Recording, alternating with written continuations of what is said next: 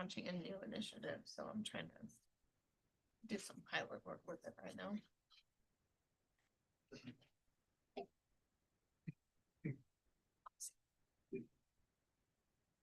I'm gonna lean into an ag tech and animal. Looking to have ideas, getting them to like an MVP. So I can use for discovery and market research. Prototyping, those types of things. Roll.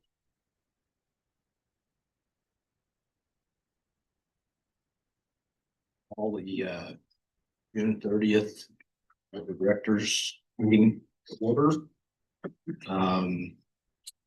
First on the agenda, we have introductions. Our new director of nursing, Gislin Cook. She's been a faculty member with us for years. And she's been diving in already this summer with what, 2 new faculty in the last couple of weeks. One position left to fill. Got full cohorts for the fall at both the LPN and RN level.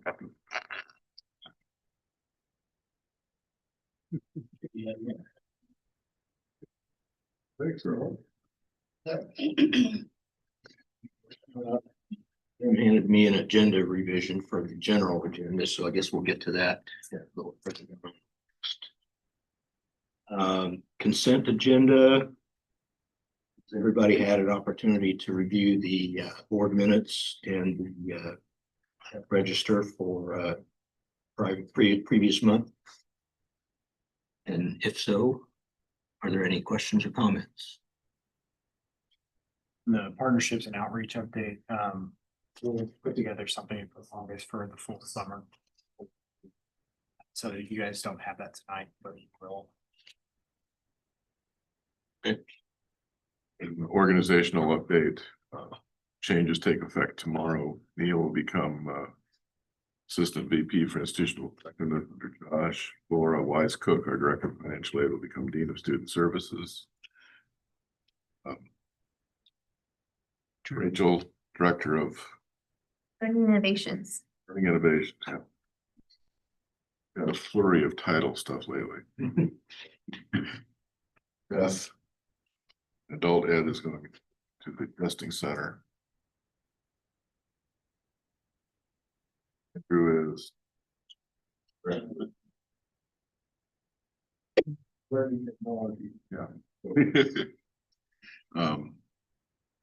And a lot of the changes are because of technology. Some of the big ticket items, automation stuff we want to work on. Plus, Emily's been busy. We've hired 2 new people in business office. We'll introduce them in August.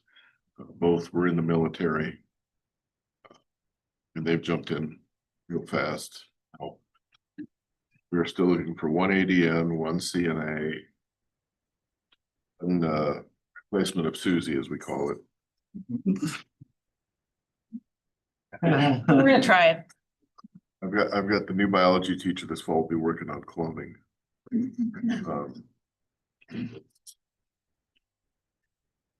I did records and reporting. We'll start some. I have a couple of questions on the consent agenda on the cell and CT disbursements that were made. Were all those units funded by the LIT funds that we got from the state? So they are the word. No, you're fine. Everything was prorated. The state only funded 86%, I believe, of what we generated that prior year. So what you see at payout was only 86% of what those school districts generated. Past practice is regions try to ask the governor for a supplemental budget request in the fall to make that difference up. However, the legislature, in their infinite wisdom to improve Excel and CTE, changed the legislation and the authorization so that they will no longer pay for freshmen and sophomores. So even though we provided services to freshmen and sophomores this past academic year, we will not get reimbursed for them. That's every 2-year college in the state. We had close to 200 of those students. We are hoping, because the legislature again capped the total amount they would consider appropriating for Excel and CTE. The region staff is working to move the students that we're not getting paid for, to put them under tiered or non-tiered cost recovery, so that we would get at least some partial recovery of the funds. So right now, we don't know the total impact of that on budget, because there's still consideration. Again, do they move the region staff, move those to tiered, non-tiered? We have some recovery, or with a supplemental budget request, do they kind of give a back door to include those students since we provided services? What is Canvas again? Our learning management system for online learning, for all of our learning. And the other question I had was on attachment 3, where there was, it looks like 3 positions that continued, and I'm just curious what is being done to kind of fill those roles in. So the new records person is replacing our registrar. The new person has a different skill set that's more related to the data and automation we have done. One of the positions on Casey, we just condensed. We're not filling that one. Lacey at the Child Care Center, the Greater Manhattan Community Foundation is picking up all the cost and benefits. We did 50% for the director and for Lacey's position this past year. But Vernon and I talked months ago, and he's taken over all the cost on that so that we don't have those costs, since we had no enrollment for college credit other than at the high school, which we don't get the payment for. So if we do have students, we will go with adjunct instructors. Casey, Jaden both chose to leave.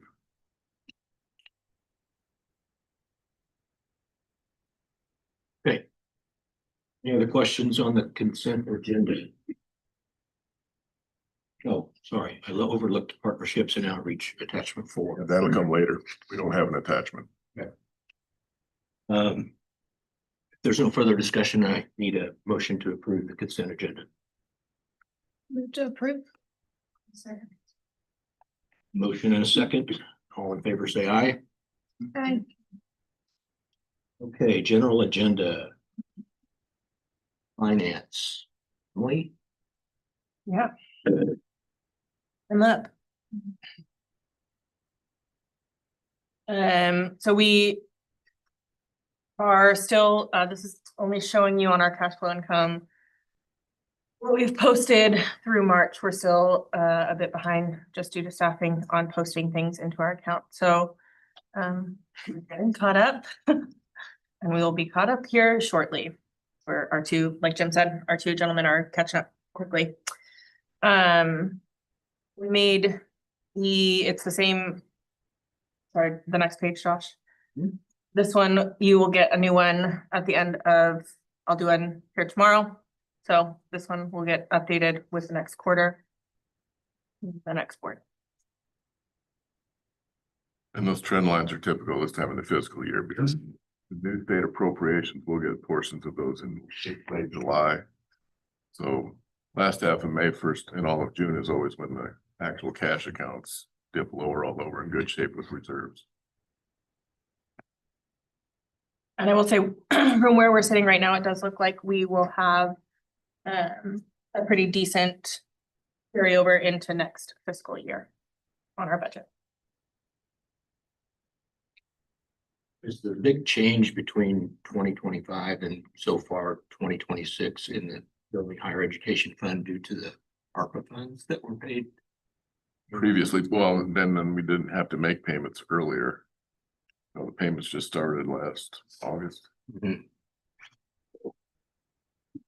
We've had sufficient, we still had donations in the community foundation account that we were from part of that. Can you remind me why miscellaneous income is so high compared to? Yeah, so that is will be adjusted on the next packet. We made some corrections. We had in the transition between me coming on and Kara leaving, we had a couple things that got receipted incorrectly that went into miscellaneous income. So those corrections will come when they're posted in the April So that will go down. We have had some additional miscellaneous income. Josh, we got a couple. Yeah, we got a couple Cintas settlements that we weren't expecting, so those went into miscellaneous income. Those are the big ones, really, that are in there. There's a couple of, like I said, receding errors that have been corrected. Centos had some lawsuits from COVID for overcharging. And, Yeah, we signed up right after COVID or like the year after and never heard anything, and then some checks started showing up, so hopefully they keep coming. 5-digit checks, it was nice. So the issue with the nursing funds from Via Christi is that just people aren't taking the scholarships. No, those are the funds to help with faculty salaries and stipends, signing bonuses and retention. That's one of the errors that will be corrected. Okay. There's a little lag between how Kara handled that training Emily. He said, we're probably only a matter of weeks before we're caught up. Yep, we're getting there. Yep. And we're, like I said, in doing some of these, getting caught up, we're catching some of those repeating errors corrected. We had a little over $1.4 million in capital outlay budget for this year. Looks like year to date, we've spent 609. What is the anticipated capital outlay for the final quarter of the year? So a lot of that inflated from the Patterson grant, all in there on the income side, a lot of that hasn't been spent yet. That was capital outlay for the trailer, various stuff that go with that, so. Actual state appropriations for capital outlay is right around 400,000. So roughly, the normal capital outlay amount is between 700 and 800,000.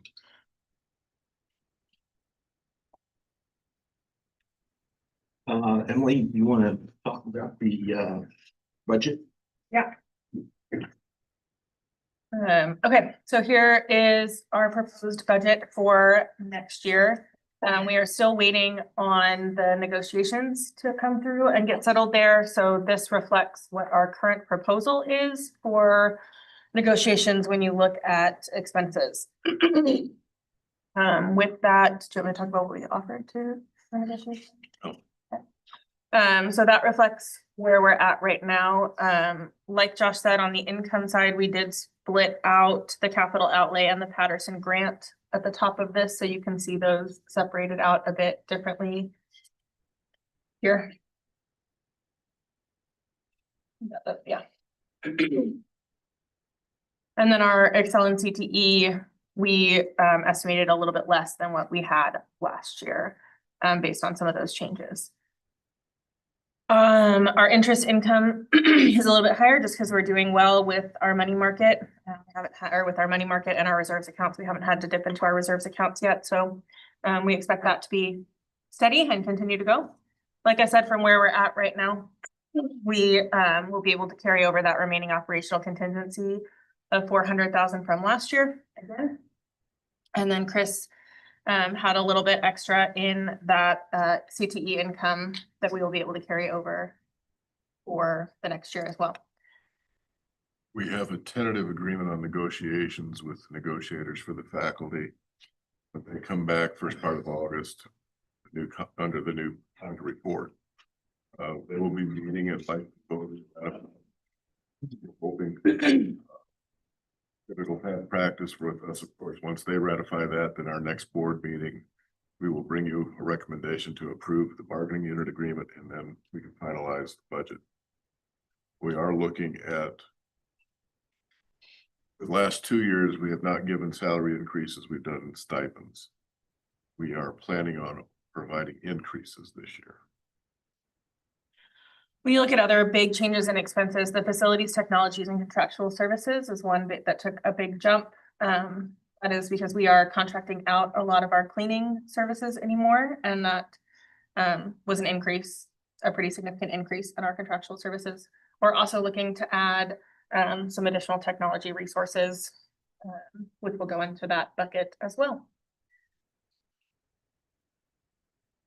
I know that we haven't started the strategic planning process, but I always have a problem trying to figure out a budget when we aren't really sure what that looks like.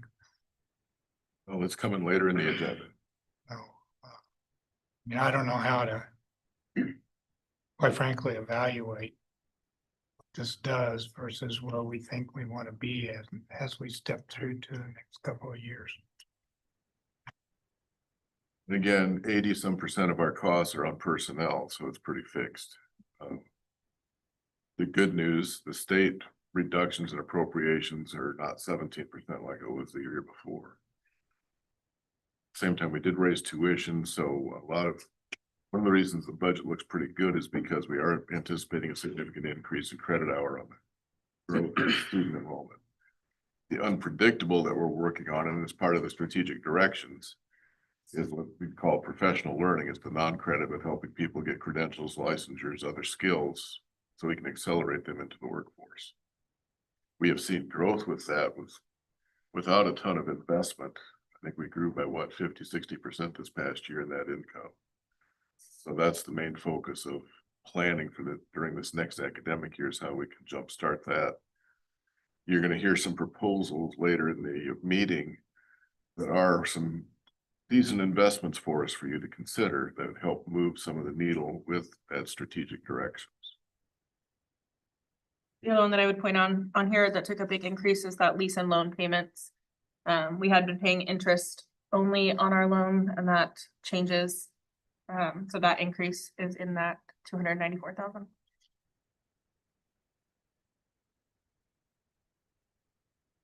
So it looks like, without our carryover from last year that we have used, and with our additional carryover, it looks like this past we'd be in the negative. Yep. And like Jim said, I mean, 80% of our budget is on salaries and benefits. The increases in benefits definitely affect a lot of that. So it's pretty fixed on what we can trim. Josh and I have sat and trimmed every place we can think to trim. So, but yes, the carryovers without those, we would definitely. And again, that margin's slimmer because we're making up for that cut from last year, which we absorbed. We delayed a lot of things. So this investment again is designed. I anticipate we're going to have headcount or credit hour enrollment increase of 3 to 5%, which is bucking the usual trend.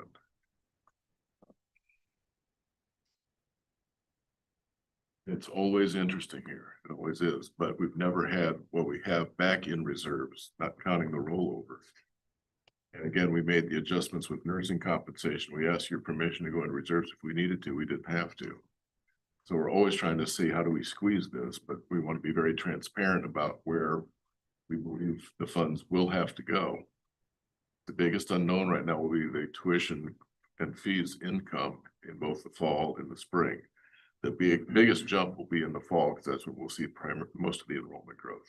That's the one note I would make is on the income side for just forecasted on the student tuition, that's quite conservative, I think. So hopefully that's where we pick up. I think that's what's happened in the past is we estimate that pretty conservatively. Hopefully we blow it out of the water, and then those carryovers would be less of an issue. But yeah, still it's going to be tight. That was gonna be my question, was how conservative tuition was, if it accounted for that. And then this is a silly question, I'm probably just not understanding.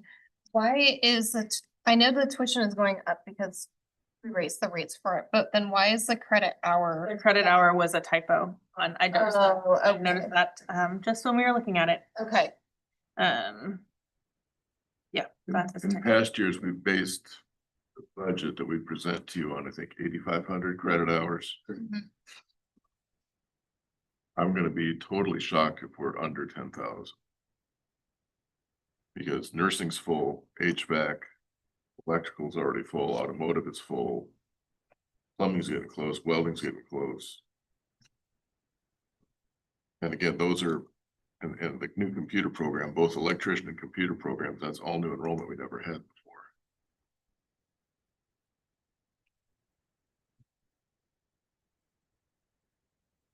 Is the interim budget something that we need to vote on? It is just so that we have board authorization as the new fiscal year starts to pay for expenses until we wrap up negotiations and bring you the final budget. The final budget shouldn't deviate much from this at all. It's that interim step because we're always, again, negotiations usually drag into the summer, which means we're not gonna have an answer on that till August, and until about 2 years ago, we never had state appropriations final answer until June or July. Are there any other questions about the interim budget? If not, I would entertain a motion for approval. So moved. Second. Moved and seconded. Favor say aye. Aye. Okay, operations facilities update. So I think at the last meeting, did we talk about the first visit that we had upcoming? Maybe we didn't. Maybe we did, I can't remember now, but anyways, we had a visit from state agencies for kind of to walk through to check all of our program areas, facilities, mechanical rooms, all that stuff. The findings, they had a pretty good list of findings, but they're all really minimal, you know, like a cap for a certain tank or maybe a walkway needed a little piece sanded off, things of that type. So nothing serious.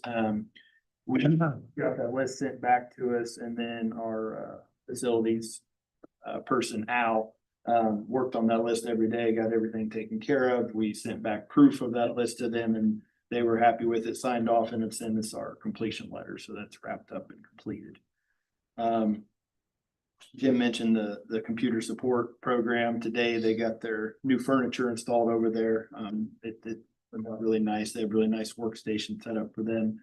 Sometime we'll take you over there and show you that when we get it all set up. The Jim mentioned the mock apartment that Schultz did. Again, we'll do more of a kind of official ribbon cutting, I guess, of some sort for that later, that everyone can be invited to and do some social media stuff. And they donated all the materials and labor. Yeah, yeah, it's really neat. So we'll take you down and show you that if you're interested. The Wamego Center, just a small thing, we're working with him and then the fire chief over there. They're gonna use that as kind of a backup site for weather issues for the 4th of July celebration. So that'll be available over there if there's any hail or any of that. I hope they don't have anything worse than hail or anything else. That'll be set up to use for them. And then the facility issue we have right now with our ADA elevator over in the commons to get down to the next level and into Autotech has completely failed. And then investigating into getting it repaired, the company that installed it and manufactured it got a different company, and then now the parts for it are completely obsolete and they, according to them, cannot repair it. That piece of equipment was original with this building, I believe, Yeah. 60 some years, so. Yeah, it didn't work very well to begin with. It got us by, but it's way undersized for today's sizing of wheelchairs and things. So we're looking into several options to either repair it, which doesn't look like we can, replace it with the sizing as is, or make it a little bit of a larger so we can get larger wheelchairs in there and make it more functional. Or the best option would be to just redesign that area with more of a ramp, which we've looked at in the past, but we're just worried about the budget side of that. But we're looking at all those different options and hopefully coming back with some more info and a recommendation which way to go with that. Big is the part that's broken? Is it a gigantic part or? is it- No, it's just the motor, it's the motor itself that runs it up and down. And I guess the way that it hooks into the elevator is the part that they say they no longer manufacture. Because it's a 3-level elevator and has different limit switches for each one of those levels. I just wonder if TDI could be of any value to look at it, reverse it, and see what it takes to make the part. Or at least get it up, and it's something we need to address down there anyway, but at least get it back up to where it was at, so we had something somewhat functional while we had to buy some time. Fortunately, as a tech college, we don't get a lot of need for it. It's really helped more of our maintenance people take stuff up and down. But for instance, my daughter in her wheelchair won't fit in it. Well, you might think about the TBI. Yeah, it's worth a combo for sure. That is it for my list.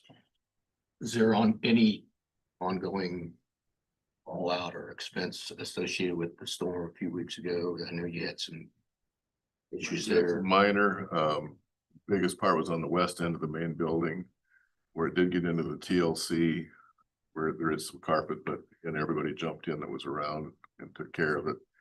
The other rains we've had since then, we haven't had any issue because they've been more vertical rains, not horizontal. We do have sandbags out by that entrance, so weekends and stuff, there's a prediction or chance we're putting those down. Yeah, we're looking at, in the TLC specifically, there's some seals that are getting kind of worn out along the windows there that we think cause some of the issue too, so we are looking at some of that, but nothing major. David, if I could pause for a second to make one more change to the agenda, because I forgot. Brian is here for a faculty report. We talked earlier this afternoon, he's promised to keep it to 5 minutes or less, and I told him I would cut him off if he goes longer than that. So if it's okay, we'll have him give an update. All right. I need something cheerful in the meeting. So a lot of this is more pertained to the GED side of it. So I don't know if Rachel really knew what she was diving into with her new position, but we're gonna have a lot of fun, I think, down the course. Last Friday, her and Chris, David, we met with Cengage and we met with the state. And That Cengage is our ebook provider. that's and Jim got to jump into since I texted him. I started off with my goal for this was to pilot a program across the state for the GED program. That basically I would build the program in Cengage and then it could be used across the state. But I said the main thing was, and Chris agreed with me, it sounds like Cengage would potentially do this free of charge. So it'd be a pilot that we would do. There's several colleges within the state that actually, or not several, some colleges that use Cengage Unlimited as it is. And then I basically said, if you do this, we would collect data. And then I would be willing to present at national conferences using Cengage that potentially even Cengage was like, oh, so like if Illinois would like to use the program, then we could give it to Illinois. So it's something that would become statewide, but then maybe potentially could be nationwide. And Chris brought up that we could house it within our Tech Plus program. And we can start doing badging and stuff like that with some of our programs. Potentially could be pretty big. It's one of those things that then Chris had brought up, well, why don't we just do all of them? Yeah, I'm throwing you under the bus. So we look at not only the math side of it, but we'd also look at science, social studies, RLA, as well as the ELL. So again, this could be huge across the state because as Jim has said, state funding, we don't know with adult ed. So if we can kind of get a different avenue, again, I think could be big. And then when with the state being there, they had brought up the group, what's the one in Kansas City? Made Men. Made Men, which there's like 6,000 of them. And we're potentially looking at them working with our program to use for our GED as well, which I'll let, because you know a little bit more about that, Chris. Made Men stuff. Yeah. Yeah, so it's an organization, nonprofit. They focus on GED. They're not part of the state's adult ed system, but they focus solely on men that have gone through corrections that are typically fathers, and they're trying to help them get their starts. They're trying to partner with KCK and in Johnson County, not having much luck. They made contact with us, so we're going to continue some conversations and see if we can assist, and also use that as another recruiting area for those individuals to be able to come to Manhattan, do our programs, either hybrid or in person. So again, there's another big subgroup. Then kind of the third thing was this weekend, I was talking with somebody who works with the correctional facilities here in Manhattan. And right now, we've only got 2 students that we work with at RCPD. And we potentially like to get more of that and actually be able to work with them. As of right now, we can't take any computers in, so we can't test.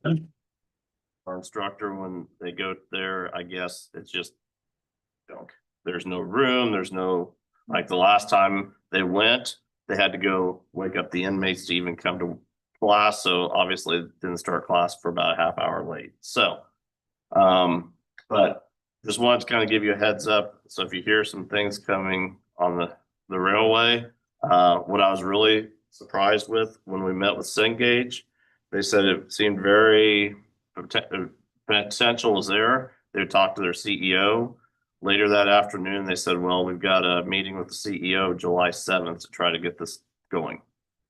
So again, if we could get it, especially if we can get it free, that we can utilize that, I think it could be big for the state. I think it could be big for us and potentially a lot of people. So. Thank you. Any questions? All right, I'm currently in stats class, so come on over. Jim gets pretty boring, so I understand. But his comments relate to what we're gonna go into next with Lumina. There's no academics report. That was it. I was gonna say, we're gonna count Yeah. Brian as a. Okay. As you know, we're one of 6 two-year colleges across the country as part of this Lumina Adult Learner Initiative, where we're getting a lot of top-notch consulting. And I'm gonna turn it over to Chris and the crew that are here because they can talk about it a lot better than I, but this is one of those examples back to strategic plan, strategic direction, some of what Brian was talking about. You know, the federal funding for adult education is always iffy under the current administration. State funds are tied to adult funds. The funds happen to go away. Most of the institutions in the state that provide adult ed will say, we're not doing it anymore.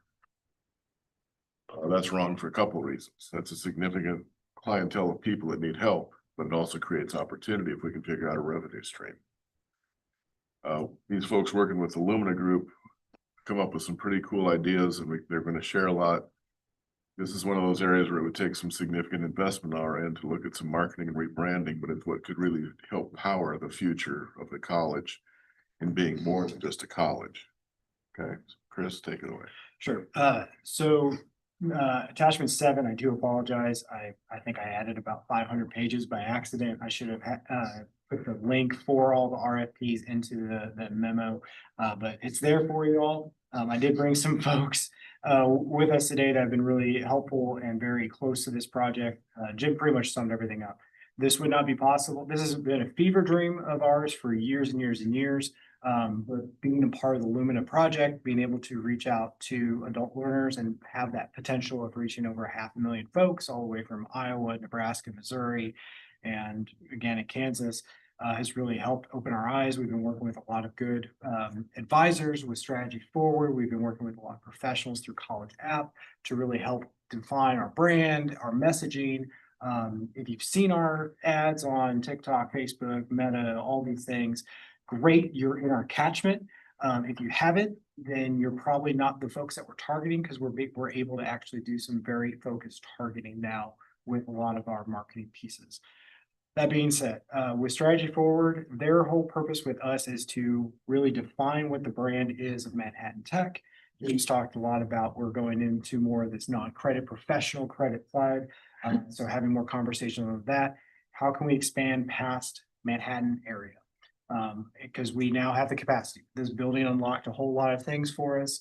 A lot of our programs have the ability now to offer morning and afternoon cohorts, so we can essentially blow the doors off of all Holden and start to expand.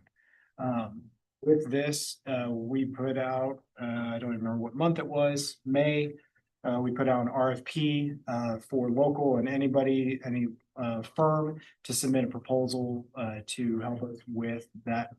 The whole idea of rebranding the college, and branding is more than just the logo, colors, and all these and name. It is truly defining who we are and what we do, and looking forward into the future. With that, I did ask these folks, Brian and Rachel, to help put together a presentation. I'm going to stop talking and let you all talk about the why, kind of our process of receiving the RFPs, going through them, using our rubrics and everything, and then finally our recommendation to move forward. So Rachel, I'll tag you. Sure. Are we, Kind of already covered the first slide, but Josh, you can go ahead and click. yeah, we did talk pretty extensively about that, but I mean, a lot of this, we had built a little bit prior, but this just really opened everything significantly. And now we are, we need these experts to help us to take the next step. If you want to go to the next. I think we, Steal that too. I'm so sorry. I think you're efficient.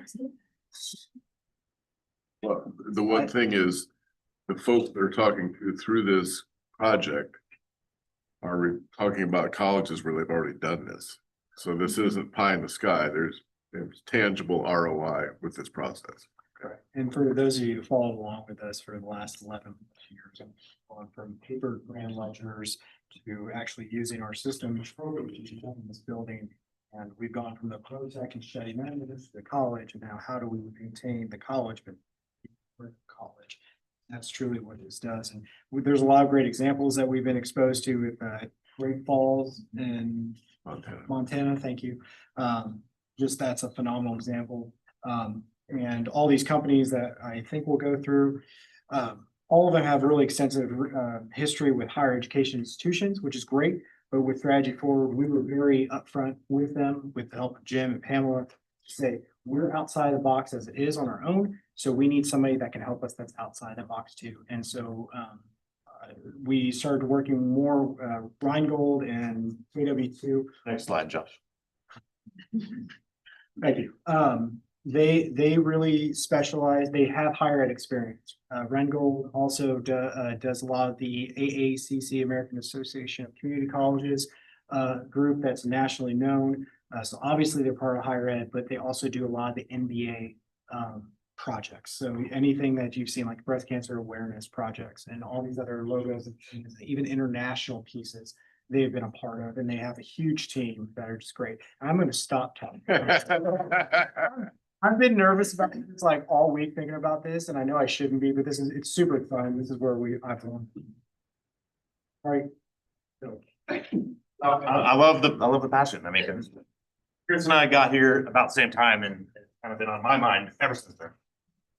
No offense to those before me, but that logo is terrible. From a marketing standpoint, from a community building standpoint, if you're a student, sure, we don't have athletics, but look at K-State and the Power Cat, look at even Georgia with the G. It's powerful. And so that has been on my bucket list to What's get that called again? Oh, yeah, Mobius ribbon. Mobius, yeah. And it's like, the thought behind it of, infinite loop, infinite learning, lifetime learner makes sense. You have to explain that. And it still doesn't just speak to you from a branding point of view. So there's a little more about Rheingold that Chris kind of already mentioned, some of those companies that they've worked for. Again, a lot of successful businesses and a lot of successful nonprofits and education realm as well. A lot of these companies that send in proposals, a handful of them sent it in. They saw the RFP on our website and sent one in. But then a lot of them we met with individually as well. So a lot of our feeling is obviously based off of what they showed us, their costs, but then also just their vibe and how we connected with them in our Zoom meetings with them. And Rheingold just kind of floated to the top in all of those. So that's a lot of the why from our side. Next slide there, Josh. This was one of their ROI slides that really spoke to us. There's a little bit more in their deck that they sent or that we sent you. In that document, I believe it's in like the 390 page range is where Rheingold slides start. If you want to jump through, but feel free to browse through all of them. But a lot of these numbers, obviously with marketing, with rebrand, it's tough to trust some of these numbers because it's all based off of, did enrollment bump from education side. Sales is a little easier, but all that they cautioned us to not read too much into good ROI or bad ROI with a rebrand. So But with that, these are obviously good numbers. Next slide, Josh. So there's their process. Obviously, research and stakeholder engagement is the biggest part. That'll be you all, that'll be our faculty, our staff, that'll be our students. It'll be the chamber, it'll be local businesses. We will put together a good variety of people around town to be involved in this process while they are here on their campus visit to collect that research. And we've gone back and forth between me, Chris, Jim, Josh, Andrew, IT, Kim with reporting on what a rebrand for us would look like. Is it just a logo change? Does Manhattan Tech go away? Does the area go away? A lot of things fall under what that would mean. From an IT standpoint, changing our website, changing our servers, that's a lot of an ordeal. Reporting to cable, reporting to HLC, big ordeal. And in my 8 years here, we have built some brand equity with the name Manhattan Tech. So is it worth throwing that away? That's what this research will tell us, yes or no. We don't want to give a firm a direction one way or the other. We want the research to guide us. So that'll be a big eye-opening part for us. Then they'll dive into building the brand off that research, building a new logo identity, sub brand for the workforce solution side, the Tech Plus side. What does that look like? What can get us the most visibility for that as well? And then Chris has always wanted a mascot, so a mascot could come in as well. But again, yeah, not a athletic mascot, but from this Lumina grant, a lot of the community colleges, tech colleges that have done this process, some had a mascot, but it was bad. You know, it's a very low budget community college level mascot. They invested in it and became an identity that people want to wear. That Great Falls example, what was it, the River Otters? That one reminds me of like minor league baseball. They have those fun, oh, that's cool, sure, I want to buy that. I want to go there. I want to experience that. And so it's not about, oh, you have sports. No, it's about community building and wanting people to tell people, I went to Manhattan Tech, I'm a River Otter, you know, something like that. So next slide, please. This is their original timeline. When we first put out the RFP, our goal was to present to you in May. Then we got, 8 proposals. We wanted to take more time, review them more efficiently. So this would obviously adjust, but that's how they would see a launch of next fall, fall of 27 being our reintroduction of what Manhattan Tech is to our students, to the community. And obviously that can adjust as the research shows. If it says we need to take more time, we would do that. If budgeting says we need to take more time, we would do that. That's what they saw as timeline. And they would help us through the whole process, including a brand launch event and what that would look like, similar to our ribbon cutting of this building, things like that. I think too, one of the things that we are getting help with is, and he was kind of starting to talk about it, is really like launching this internally and ensuring we're all on the same page, because that's how we can be effective with this branding, all the buy-in. So they are going to physically come here to do that, and they'll have just this whole rollout plan that, you know, they've done this many times. So I'm excited to see how that pans out. Yeah, a lot of it, like I said, it will be internal training. Whether the research says we change name or not, that will determine how much training is needed. But even with our current name, they're still employees. My dad called it the VOTEC the other day. I'm like, what are you doing? For the VOTEC yesterday. And so it's training our people how to communicate our brand identity to our students when they're in the grocery store, when they're interacting with other posts on Facebook, on Instagram, how they're commenting. Good intentions can come off in a bad way that affects our brand. So, okay, next slide. The investment, the part that Emily wants to run away from. This was, I don't think we included the original, in your letter, it said the original number. But they were a little higher than this originally, but because we liked them so much, we wanted to see if they could get us down into a under 200 realm. And they did, when they didn't really have to cut back too much in quality of their work. The lines that are highlighted in yellow are where they kind of trimmed.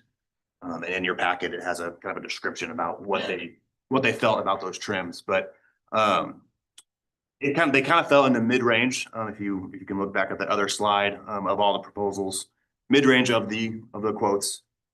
Some on the way low end at $16,000, and some at the high end and $400,000. So, this is where we felt the best bang for the value made sense to us. Should also add that they, and I was in on part of the meeting, we shared this with a strategy forward consultant through Lumina and went through these companies, what their reputation, et cetera. And this was that person's recommendation as well, was this company. We've come a long way to get to this, and it's been somewhat by discovery and accident, some by intentional. Yeah.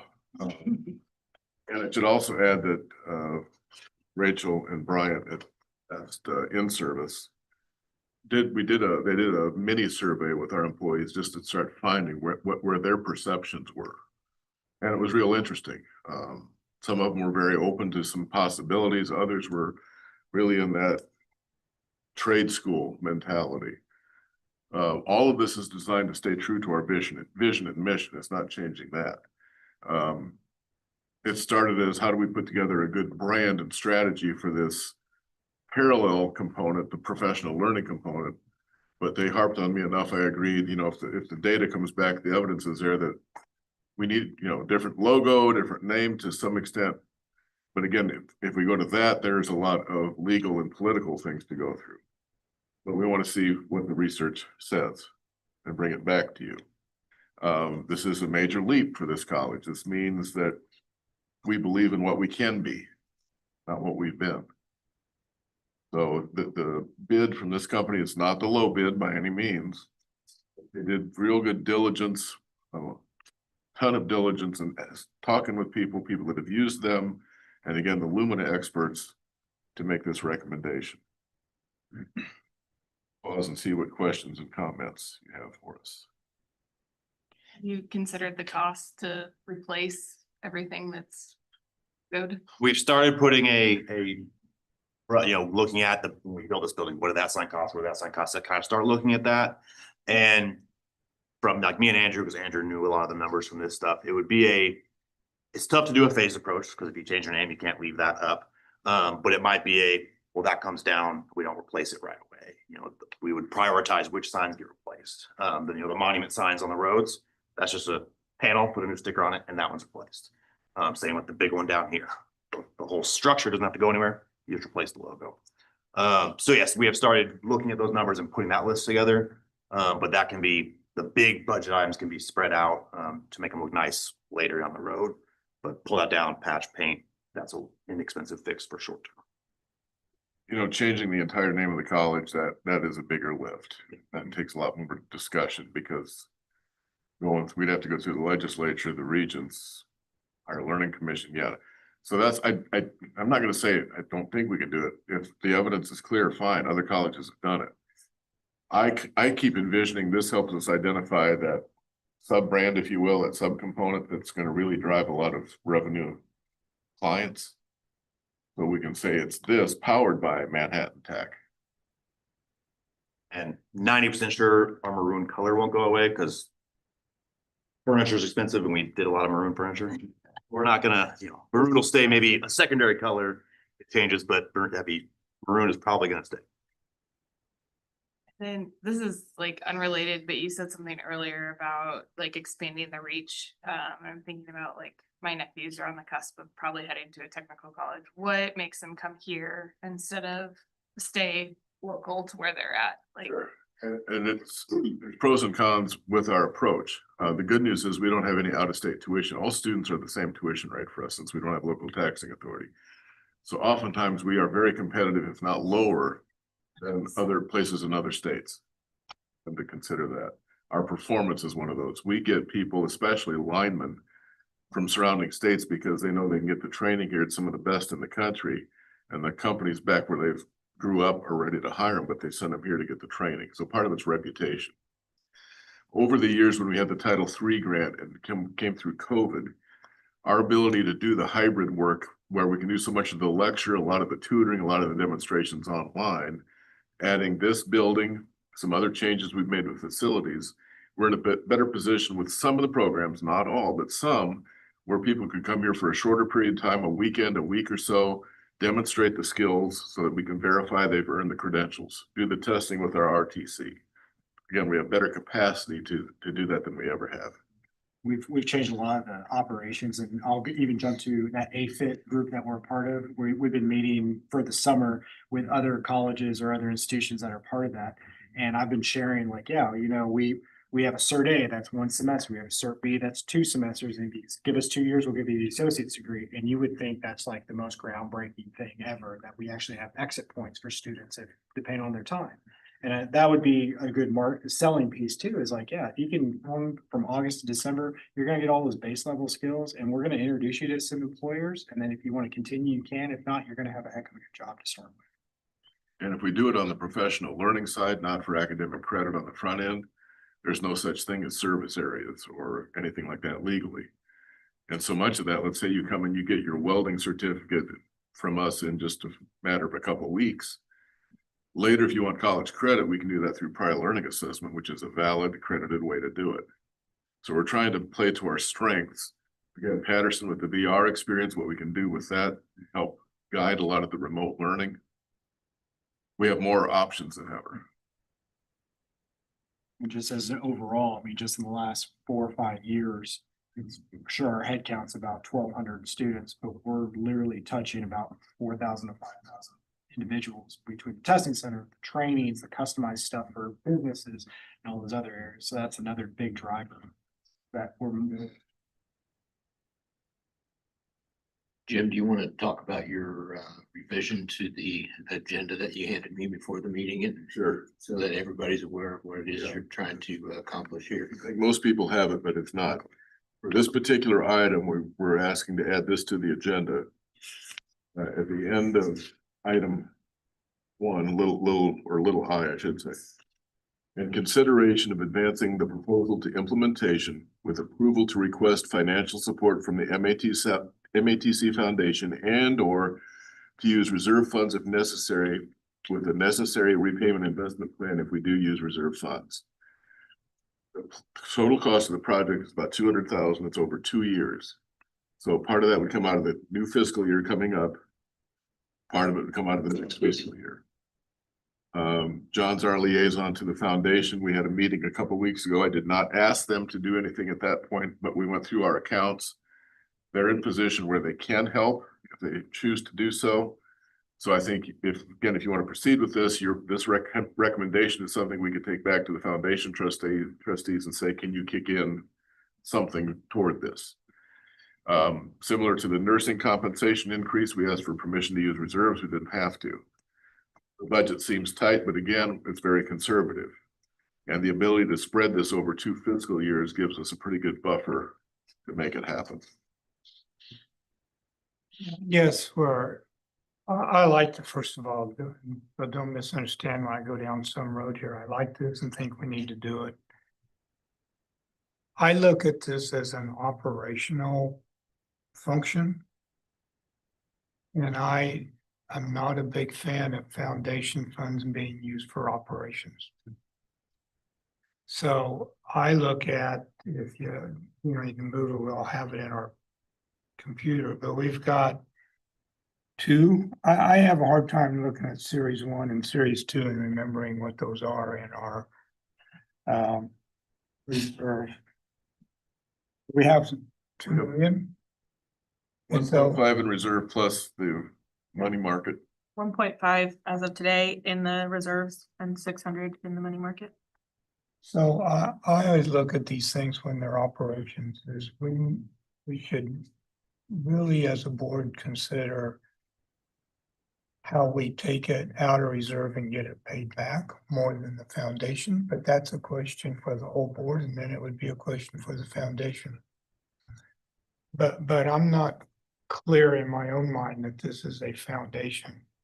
If I gave money to the foundation, I'm not sure I'd be, well, I have, but I'm not sure I would think of it going here. Sure. If I may, I mean, I see your point on operational, but it's also strategic in helping us figure out a plan that we haven't had before, an image we haven't had before. The funds we would request if we wanted to ask the foundation for help are from their unrestricted funds. So with that, there is some, there's leeway if they want to do it. I did not want to put this forward, as I said, to the trustees meeting a couple of weeks ago until we'd had this conversation. We're fine if you want to proceed without the foundation request. And hopefully we would not dip into reserves, but we want to have that back door if we need to make this happen.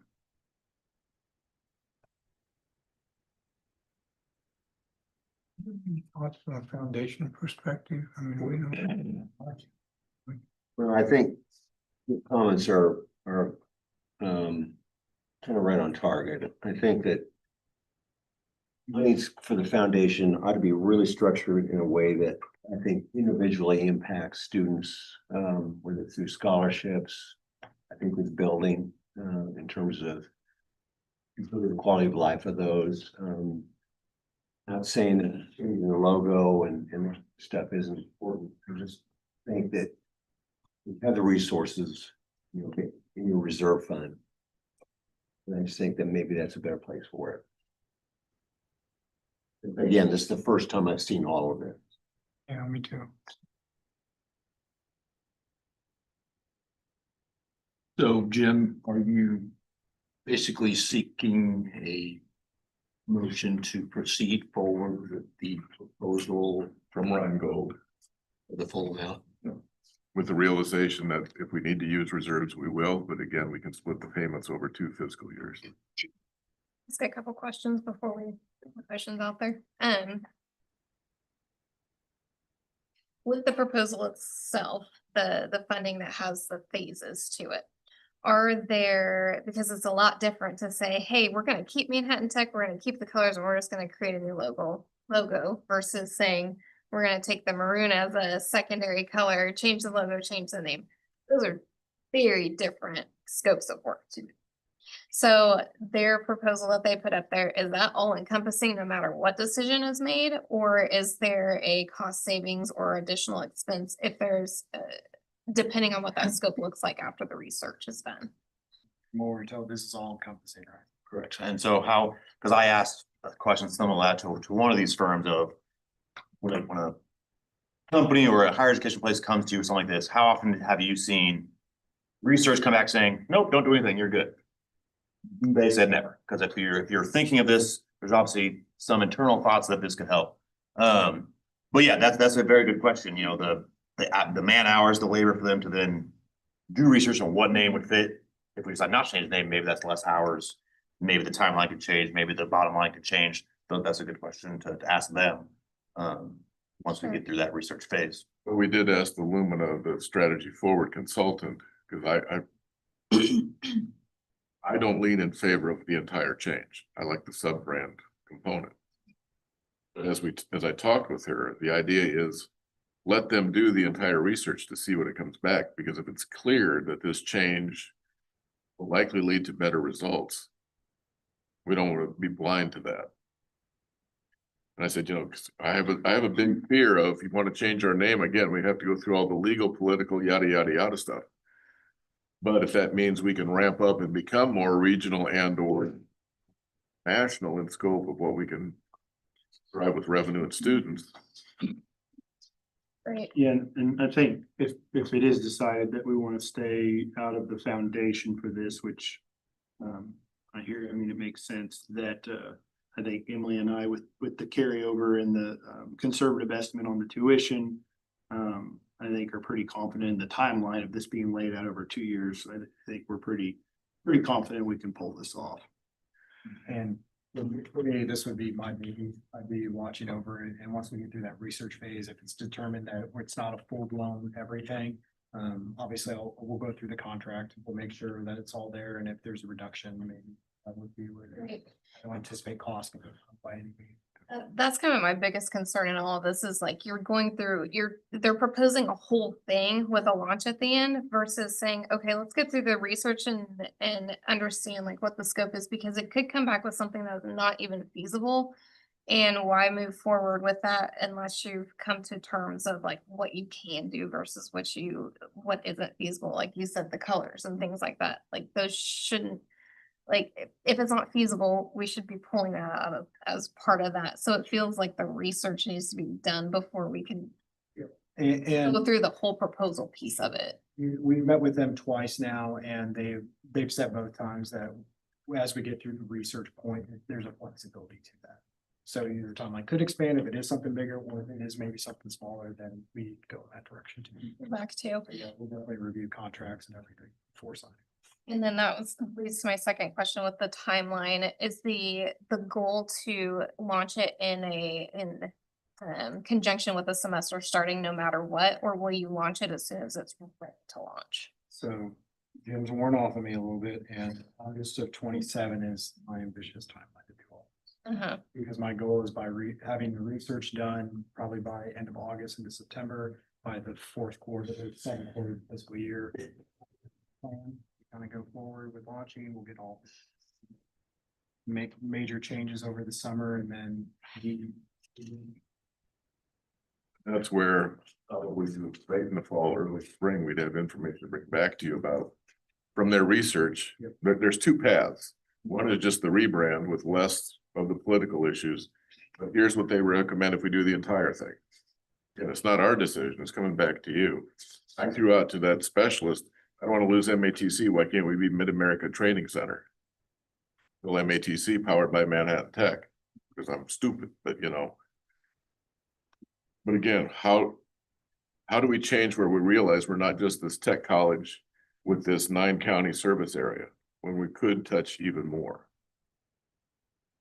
Question about after, let's say after all that, and we do one or the other, is there, because I don't know, the work, the sustaining and the maintenance, is that, I mean, Sure, I and think- that's another reason, between KW2, CCA and Ringgold, they will literally put together a roadmap for us. Every platform is gonna have its own kind of a brand guide and templates and all these things. And then we can, this also allows us to keep our momentum going with Bryant and Rachel and some of our other pieces, so it would have a full plan for us, and then that would also give us time over the next year. Okay, we need a street team. What do we need to invest into the marketing to make sure we're getting the most out of this over 5-10 years? The closest thing I have in Kansas is when Wichita Tech became part of Wichita State. And Goodland and Beloit's tech colleges became part of Fort Hays State. Because that was a total name change. They had to go through all the legal yada, yada, yada. And I asked those folks roughly, what did that cost? And it was anywhere from $250,000 to $1 million to go through all the legal political stuff, which they didn't have when they made those changes. They had to go get help from private donors. Again, my ideal is we're able to come up with a great way to power this rebrand where it's powered by the college, but we don't lose that identity. But let's see what the research says. The way I kind of looked at it after meeting with the strategy forward rep, she gave some examples of some tech colleges that changed their public facing name, but on paper, they kept their names. Like Hatton Technical College might still be what we report. We go by Manhattan Tech more and more now. So like maybe it's that shorthand. And the corporate example I thought of this last couple of years was Domino's Pizza became Domino's. They do more than just pizza. So they reintroduced their brand. So maybe if the name change doesn't have it, that's what we do. It's a more scaled down, reintroducing who we are and what we've become. Go Manhattan Tech. Now here's this cool thing. You get some, more excitement from little students and learners, that kind of thing. Stephanie, I think this kind of goes along with what you were questioning, but if I'm reading this right, once you get done with, or get the research completed and presented, you basically would be about $70,000 into this, right? And then that's good research for us to, at that junction, figure out, is the timeline realistic for next year? Or is it something that we, So I don't know that you're necessarily committing to the entirety of the plan, because you're going to have an opportunity to review those results at the time that they're presented. And make a decision whether you want to move forward or not at that point in time. And at that point, you'd know, like, is it gonna take $500,000 to rebrand everything, or is it gonna take?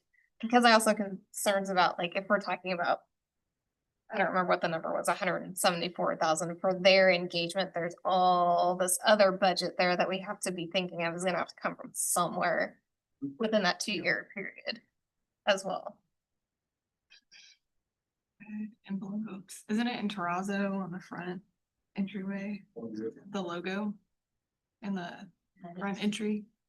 It's a ACM sign, comes right up. That is. Like, again, that's where, if Manhattan Tech stays, the letters could stay and the Mobius comes off. So yeah, The only one that's really unfortunate is out here in this lobby because it's in the floor, but we could just pull those up and put the. Yeah, no, that's- Same flooring down. So Jim, do you think we should amend that motion that you had included in the revision to basically state that we will have, the board will have an opportunity to review the results of the research before making any further commitments? This wasn't a motion as much as to make sure we made it as some kind of action in the agenda. So yeah, motion can be whatever y'all want it to be. Any other questions, comments?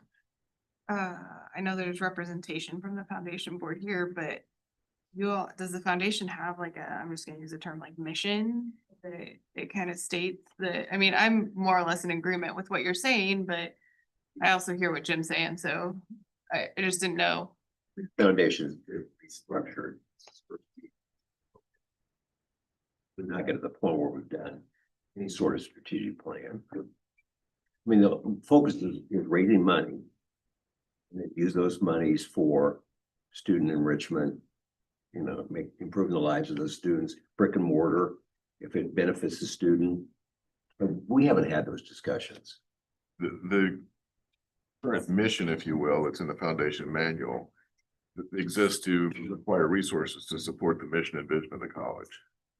To me, But there's not a lot of money there. They have some unrestricted, so I get it. The thing is, I didn't want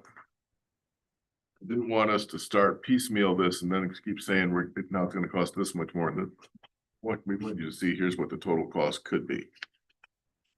Because this is very transformational. Because potential is way beyond its operations, frankly.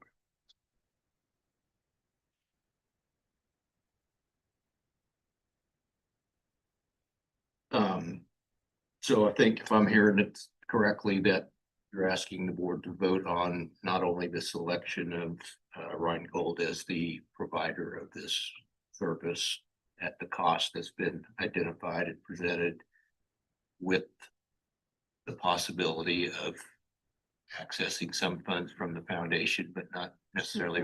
Leave that out if you want, that may dip into reserves if we need. Okay.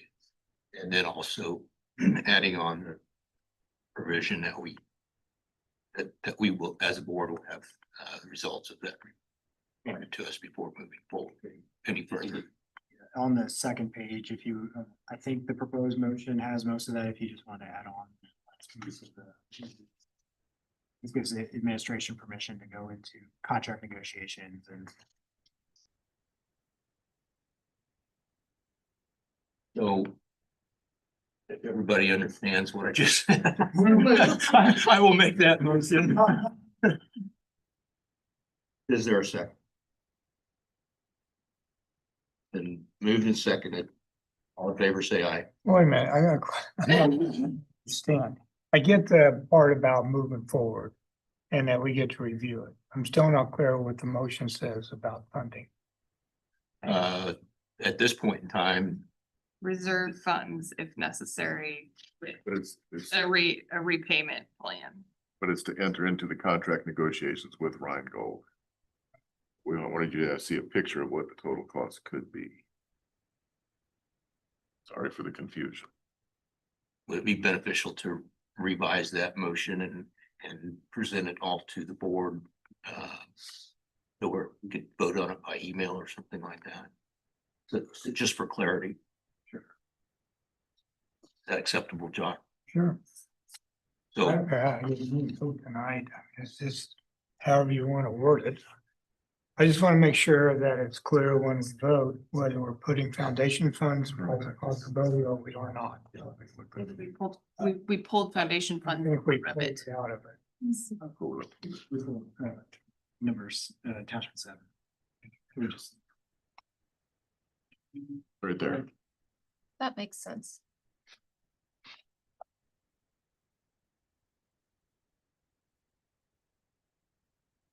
My suggestion is that for the time being at this meeting, that we table any action until we can revise that consistent with some of the things that have been put on the table. And just send it out to the board for an email vote. But if I'm understanding it correctly, because I'm serving as the recorder here, enter into contractual negotiations with Rank, so it's a motion to approve entering into a contract negotiation with Wrangle. And moving the proposal forward to implementation with the use of reserve funds as needed with the necessary repayment investment plan if reserves are used. Mhm. Okay. And Yeah, can we just motion it so we don't? So Add what she said to the end of this. does somebody want to make that motion? I'll Vote hold on. that motion. I'll I'll read the whole thing or just say omit. Omit. Seconded. We got it on AI. Any other discussion? All in favor, say aye. Okay. Just Rescind my initial. Heather, you said. I rescinded the We first got one, yeah. We got a bunch of policies. It's okay, so it looks daunting, but I think we can do this in a somewhat efficient manner. I'm gonna take on policy 1 through 4. All these are revisions, so they're just FYI from you all, there's no kind of approvals. I'm just, if you have questions, it's great, I'm gonna give an overview of each one. Number 1, 4.2.3, is the course session delay. We just updated that policy to what our current procedures are. And we've included an online form and notifying the website and all these other pieces. So that is purely just an update. That's attachment 9. 4.2.7, the grading scale. Again, this is just a updated version because the old one was from like 2010 or 2005. So it is updated to what our current practices are.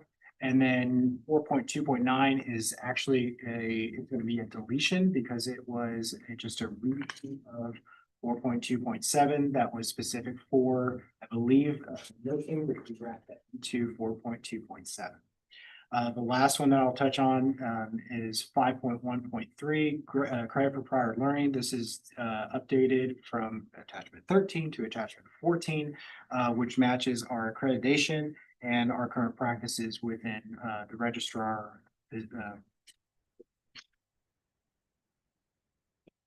Any questions, I will be happy to address or take back to Carrie. But Carrie devoted a whole lot of time in all of these, and I can guarantee you that you'll love it. These are updates to meet HLC and other compliance factors as well as to remove inconsistencies.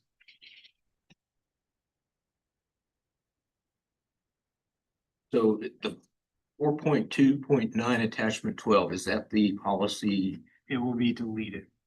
It's going to be deleted from. It's being deleted. Gotcha. The items in 4.2.7 will replace it. This is that ongoing effort of just updating, reviewing, and just cleaning up all the policies. One thing that jumped out at me when I was reading through these was, and there's a class that's going to be canceled. It said that the instructor required to notify the student, Right. but it didn't say how far in advance Sure. of the session. We left that broad. I think there was some language somewhere in 7 that stated within a reasonable time because it's like an emergency in the morning where somebody's sick or a kid is out, to get that notification out. And if you have advance notice like a week prior, then we send that out too. And emails our official form of communication, so all students are aware of that. Any other question or comments? Can we vote on these collectively, or do we have to? They're just FYI, so no board actions needed on. Perfect. And I believe 5 through 8 would be. Yes, so I can go over policy 744, 745, 752, and 760. With these policies, the updates are based on discussions that started about the effects of the rule to 4.5 day work week.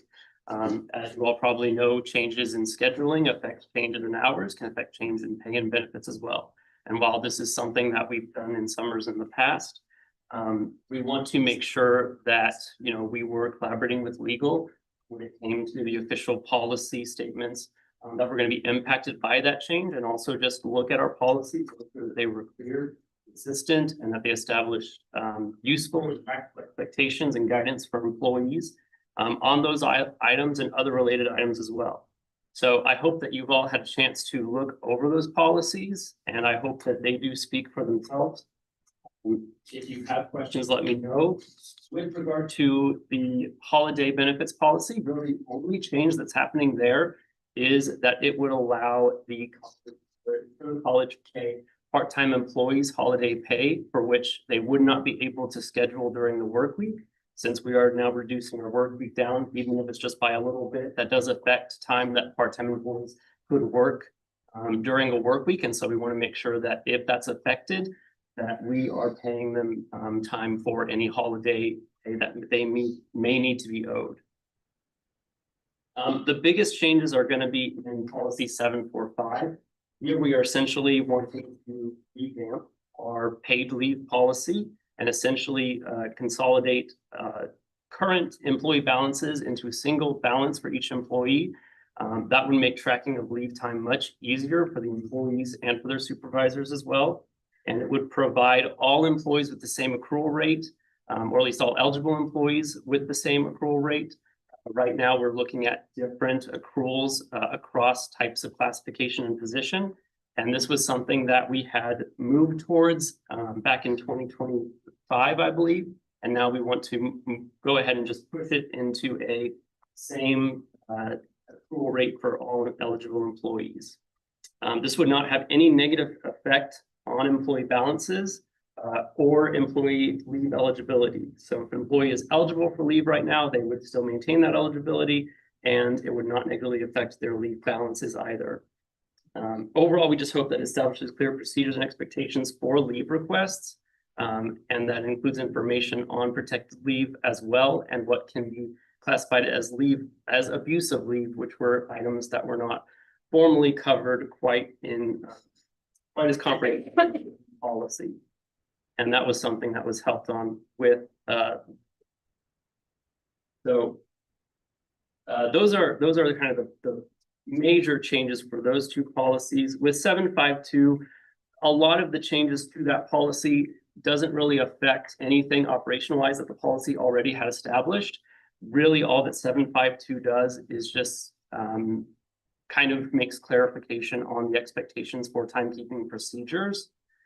And it takes out some components related to leave benefits, which shouldn't really be covered under that policy anyway. That should fall under 745. I'm going to pause there, and just if anyone has any questions or recommendations on those policies, I would love to hear them. Questions or comments? It's been a busy month. Dietrich Law Firm loves us. Yeah. Thank you all for the explanations of the revisions, and it does not require a vote either. It is not, the final one is 7.4.7. I'm gonna let Emily discuss that, as it does involve some of the financial pieces for educational assistance. Yeah, as Chris said, this is our educational assistance program.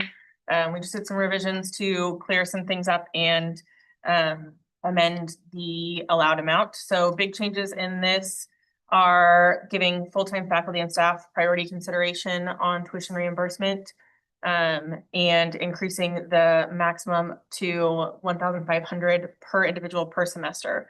Some additional changes are the process. We are going to have them submit, we'd like them to submit an intent to use form prior to the class.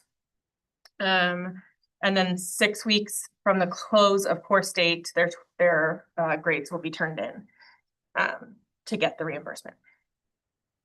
So all that makes us really competitive with PTO, and now this educational assistance that actually puts us in good competition with K-State as well. I think they accrue at about 16 hours a month. And all of this is, the approval is all given on a first come, first served basis with the priority consideration for full-time faculty and staff and as the budget allows.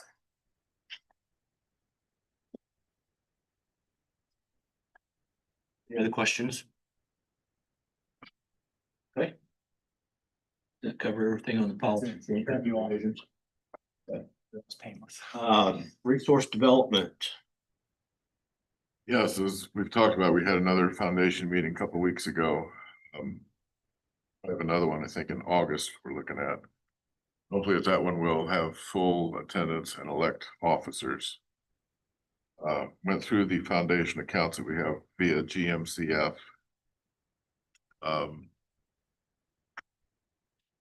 So again, a lot of it is working with the new trustees.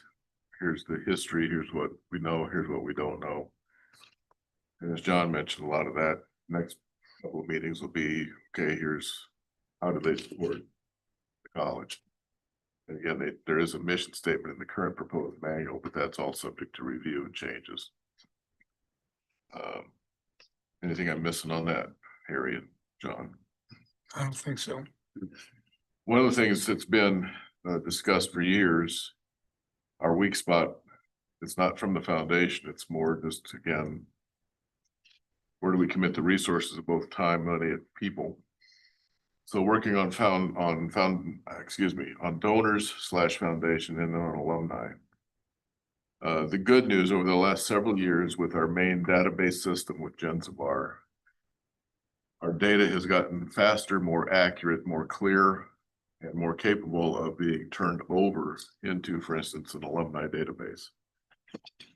The donor things, Harry's been a big help the last several years. GMCF has been a huge help. Real Green Match Day, Wamego Match Day, the projects for this building. We have a base of donors, certainly isn't big enough. We have a decent percentage of employees that give as well through payroll deduction.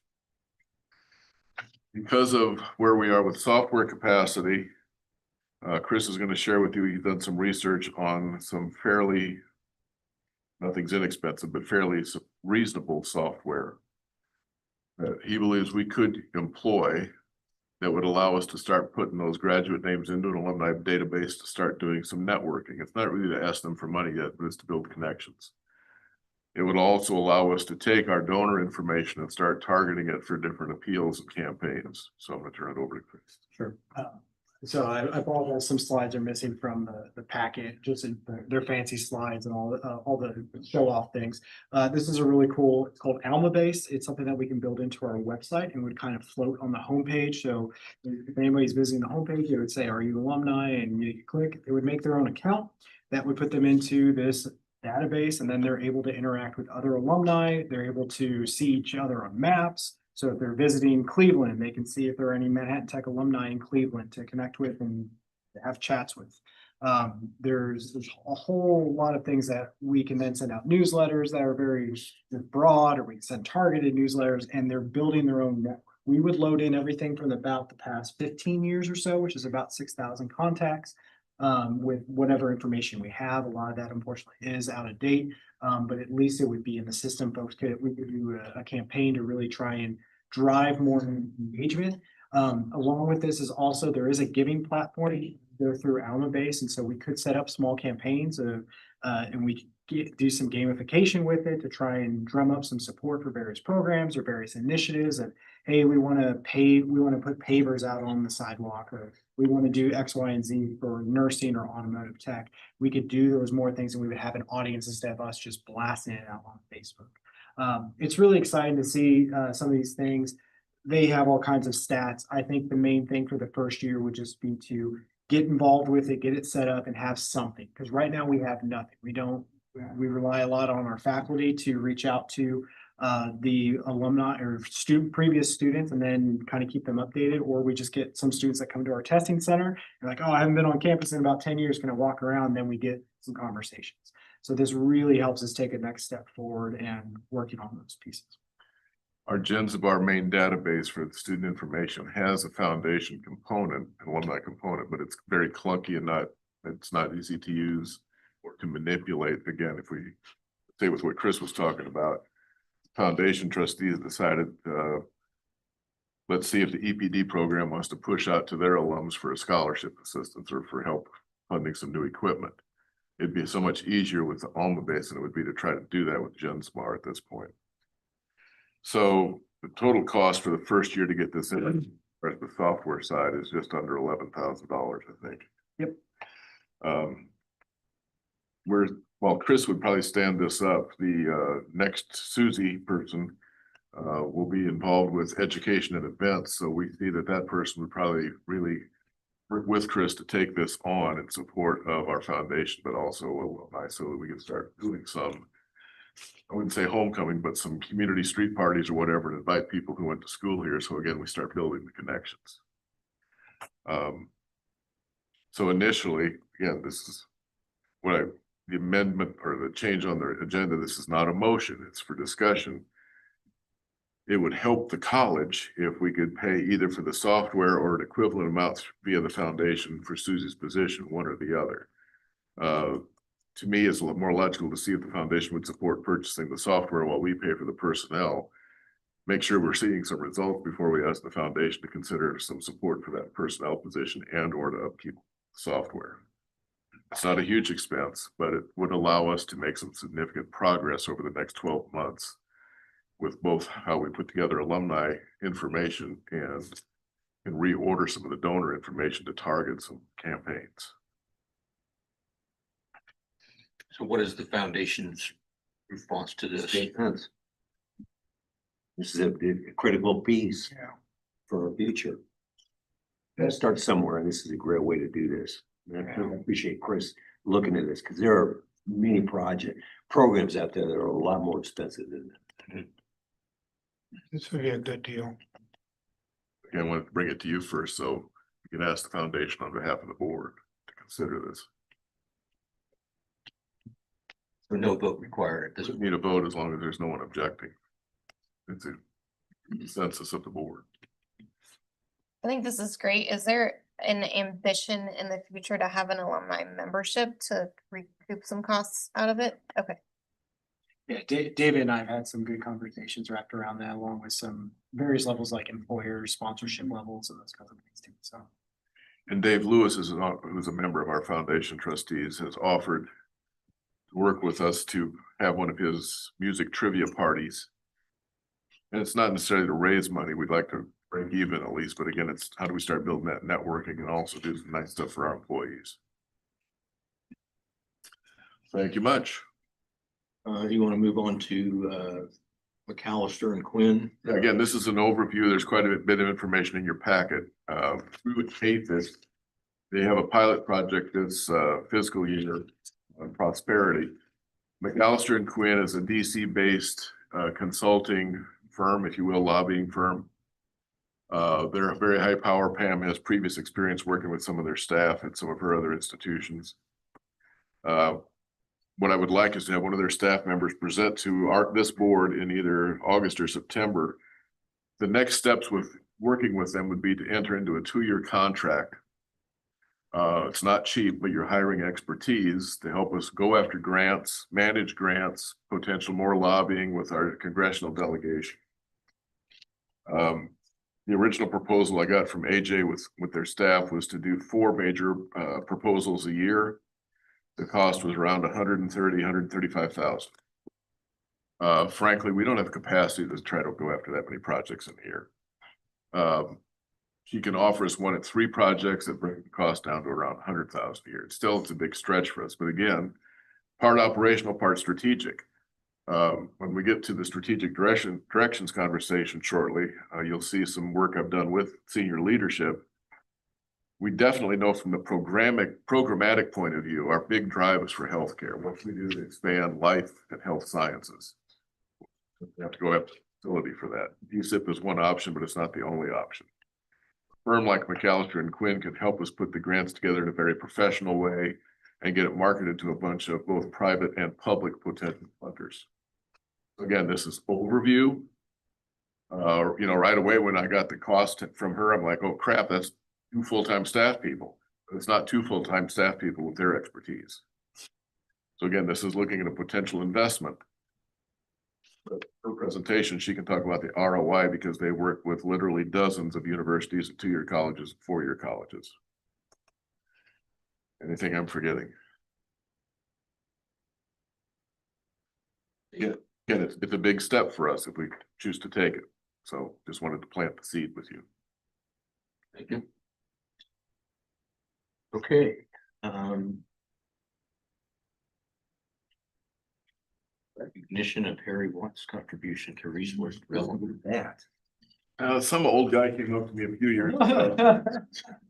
He was at a Rotary meeting and he says, "You look like you could use some help." I said, "Thanks a lot." That's how I remember the conversation. Two old guys walking down the street together. And you've been gracious enough to provide some funding through our budget. So Harry's helped part-time the last several years. A lot of networking, working with the GMCF, others, certainly helping get some of the major donors for this building. I know while he's not gonna have the current or the role he's had with us, I think he wants to stay active through the foundation as a trustee in whatever capacity they put him in. But I do want to say on behalf of all of us, thank you to Harry. It's been a good help. He's been a good sounding board for me. I think we've educated him about the crazy blankety blank world we live in, especially the earthquakes within the legislative side that no one can count on anymore. So Pam, I think, has something for you. But Harry, thank you so much. And I know you won't be a stranger. And if you were 10 years younger, I'd have to give you a raise. Thank you, Harry.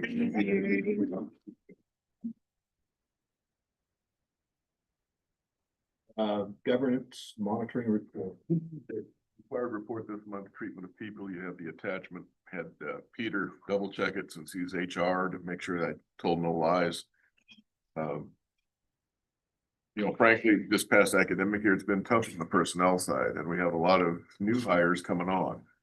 Eastland's going to have an interesting task with a lot of new nursing faculty or nursing faculty without much experience. But we've always tried to do what's right for the people, but we also expect performance, and that it's performance plus the right attitude, the right culture. So we've met what the policies require the best we can to get the most out of our people with fair compensation. This does need board action. Any comments or questions? Is there a motion to approve treatment of people attachment 23? Moved. Is there a second? And Moved and seconded. All in favor, say aye. Thank you. My report seems brief, but it's a lot of major projects. I want to tell you a little bit about GSIP. And again, John was a big help, is still a big help. We decided not to try to submit on the DSIP grant to the Department of Defense because we just frankly couldn't get all the T's crossed and I's dotted, the specificity that would be required to ensure if we were funded that we could do everything. At the same time, the investments we've made into the planning are paying off. We have several options on a healthcare facility on that corner part by Reith and Dickens. And whether we go with McAllister or Quinn or not, we're going to keep looking for potential funders. We may come back at DSIP in another year, but we have to have more time to put all the details together. With that, I met a member of the staff from a group called Matrix, which John knows a lot more about than I do. But I think, again, if we move forward with an idea with DSIP or something else related from Department of Defense, Matrix can be a big help in helping us put together a very competitive plan. The good news on the proposal we had drafted when we ran it through their scoring rubric, at least from our assessment, and a lot of that was from Christian at the chamber, we were coming out pretty high on scores, but we just could not get all of the project details done in a manner that would be up to par. Told you about McAllister and Quinn. We're working on, several of us with the Summer Institute with AFIT. We'll be going to Albuquerque the first part of August. The two main topics this year at the Summer Institute are quantum computing. Central New Mexico Community College does a 10-week boot camp to train quantum computing technicians. There's no math or science prereq you learn there. Pam and I went through it in the spring. It's amazing. It gives us all sorts of ideas. And then the other part is this EXO 2.0 scaling transformation at a high end. which is a very strange critter to apply to higher ed, but we're gonna do our best. Greg from Salina Tech, we were asked to meet with the Kansas Tech College Presidents Group a few weeks ago. We told them we were changing to the Kansas Association of Community Colleges. We had a good conversation. I was pretty blunt, as was Greg. And we have informed them that, you know, we're joining the Kansas Association of Community Colleges per our conversation the last couple of months. I'm already seeing benefits with the new group. Heather Morgan, the main lobbyist, Sue Peterson, if some of you know from K-State, former lobbyist at K-State, she is helping Heather, so it's a good partnership there. But Heather has shared with me their performance funding proposals that basically came up what we were providing last year through just the tech colleges. And she says they're getting good support internally from their member institutions. So I think there's a good chance that we can advance a pilot performance-based funding with the legislature this next session through their group. With that, Heather brought in Senator Starnes and a fellow from the Associated General Contractors tied to the credentialing outfit for construction and related trades, NCCER. So we have their support moving forward, and I'm sure Senator Starnes will be a main sponsor on the performance funding. Keep working with Landmark Bank. They do take care of our banking operations. We get very good service. Dave always recuses himself, but I want to say thank you to Dave and their crew. We'll also say KS State Bank does good for us, but both banks, especially Landmark, working with Emily, it's been a huge help. Scroll on down, Josh. I forget what all I put in there.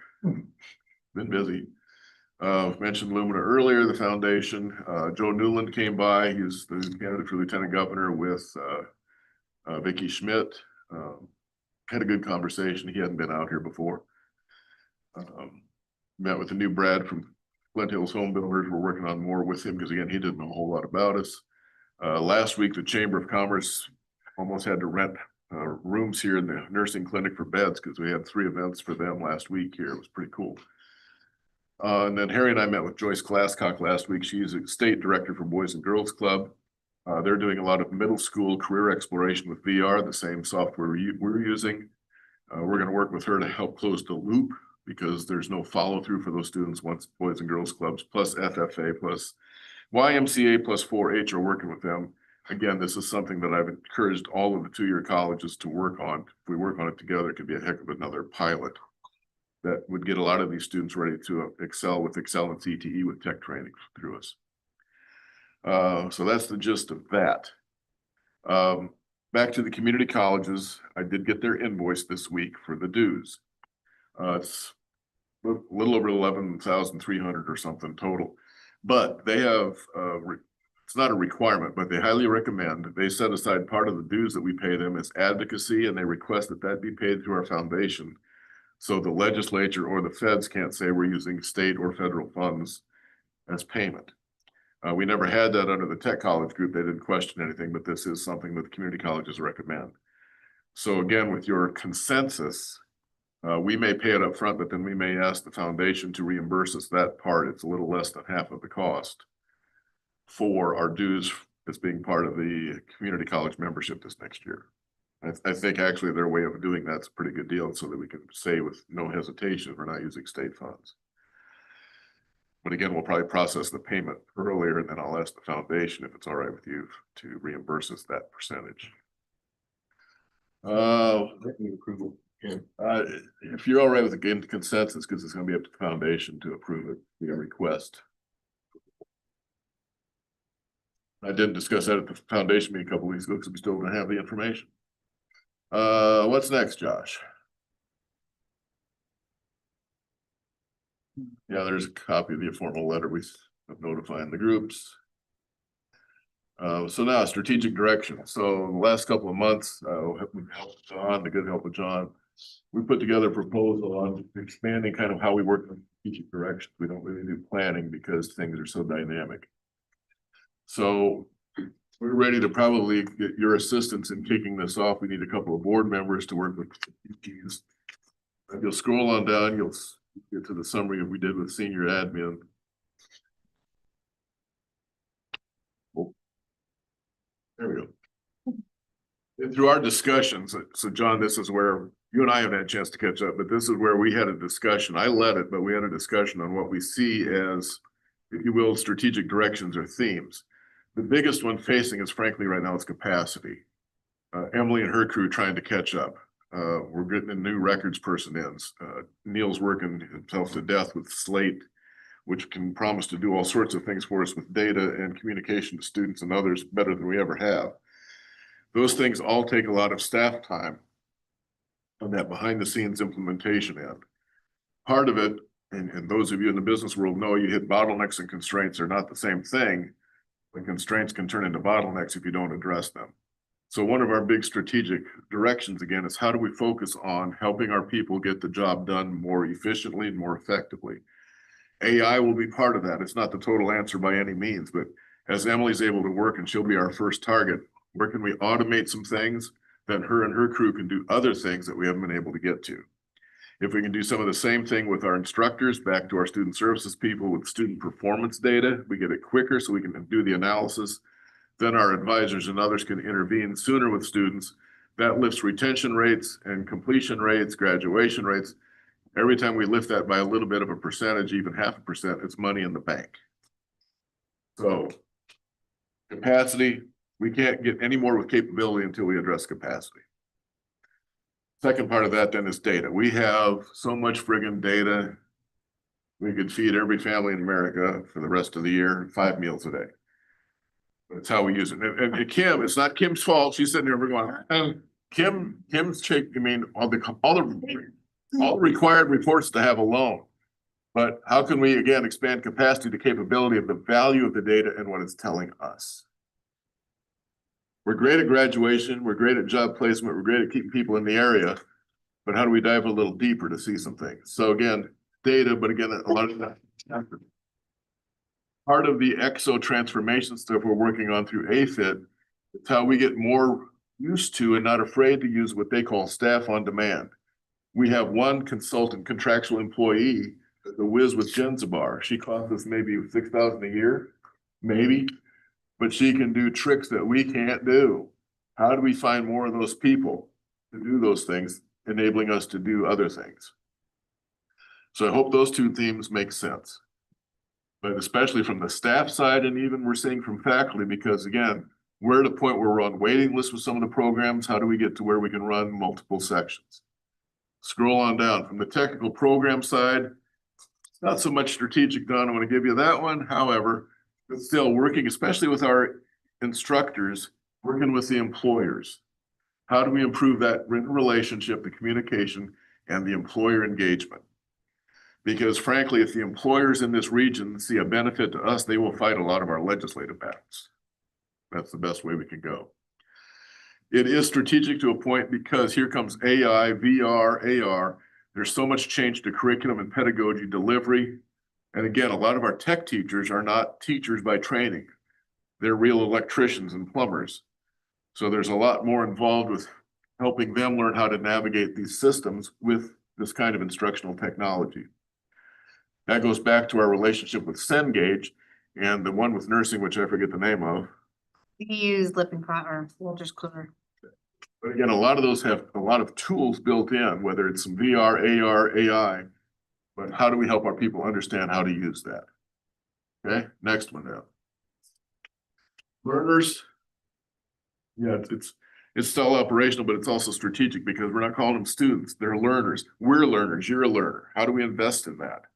And especially on that professional learning side of things where it's not academic credit, how do we monetize that, drive the revenue streams?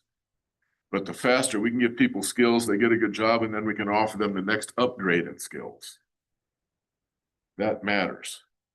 And that's a different way of thinking than just being a college. Then, of course, our partners, investors, stakeholders, how do we get them to support us more and to be more visible with that? What else? Is that it? The transformational change that we're working on again, the Life Health Science Facility. Imagine if we had a building maybe this size on the corner of Reith and Dickens for life and health sciences, maybe the testing center, but the things we could do. Why do we need to do that? Because we have a certain capacity right now. We can't exceed in nursing. We can grow a little bit, But here comes this guy and David working with USD 383 and the other high schools, but USD 383 this fall is sending some of their seniors out to this building to do school all day and come out with one of our technical certificates. It's a pilot. Right now with Excel and CTE, when we teach at the high school those classes, they get a cut of the money because we're using their facility. If we're using their teacher, it's a bigger cut. If we're using their supplies, it's a bigger cut. But if we're doing those kids here, 383 doesn't get a cut. That's a huge game changer for revenue for us. And the hope is, as he's worked with that administration, try the pilot this fall, but the following fall, we're likely going to need double sections of programs in this building, morning section for high school students, afternoon or evening section for traditional students. Game changer. But it's a big game changer in thinking of our culture. So sorry, I get a little passionate about this, but these are all things that move, and how do we move with it and grab opportunities? So what I see is with the getting board involvement with these guys to take this kind of work and help us so that you understand better from a board member's perspective, here's how we start chipping away at this and taking the steps. Let me pause there and see how much confusion I have. Well, I just like to add, since you're right, you and I haven't been able to talk, but just before I walked in here, I got an email from Tim who said he'd like Stephanie to be the other board member. So here we are. So that means the other board members have to pay for your coffee. Everything. We have to travel. Reimbursements. There you go. You will support having them work with our group on this so we can keep advancing this. Chris and Josh see it more every day. It's been fun educating Emily. Neil sees it, but Neil's in a very special environment here. With his nose to the grindstone, but he understands a lot more than people think. Kim sees it because I'm always asking her for the data. This place is so different than it was a few years ago. None of you were on the board 11 years ago or 10 years ago. Talk to Marla Brandon because she was the board chair for years. She hired me. She's the one that sees it. Josh sees it. Neil's been here. He sees it. And what we're on the cusp of doing is just crazy. I'm telling you, not long ago, people would have said, you can't do this. You don't have local taxing authority. You don't have the revenue. No, how do we build the markets? Because those people relying on tax revenues and state appropriations, they're in trouble. How do we find the market, the revenue stream, and serve people? And this group's getting better every day at thinking that through that. So pardon me for the passion, but this is fun. Anything I'm missing? So if you're okay with Stephanie and John being your reps for this, we'll move forward. Understand. Thank you. Yearly evaluation. Yeah, so that would be an exec session, which would be the personnel matter.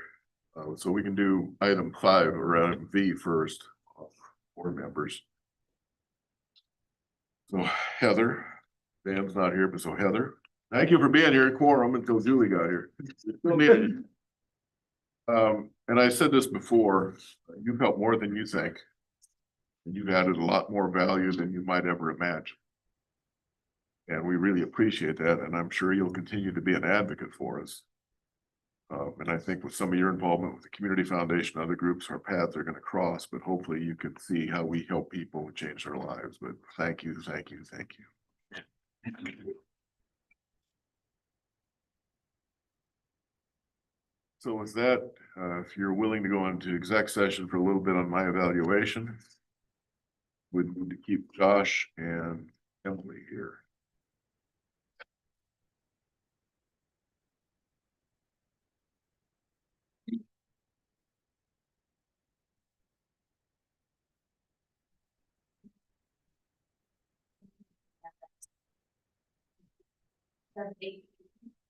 Discuss, as related to law, just know, after we heard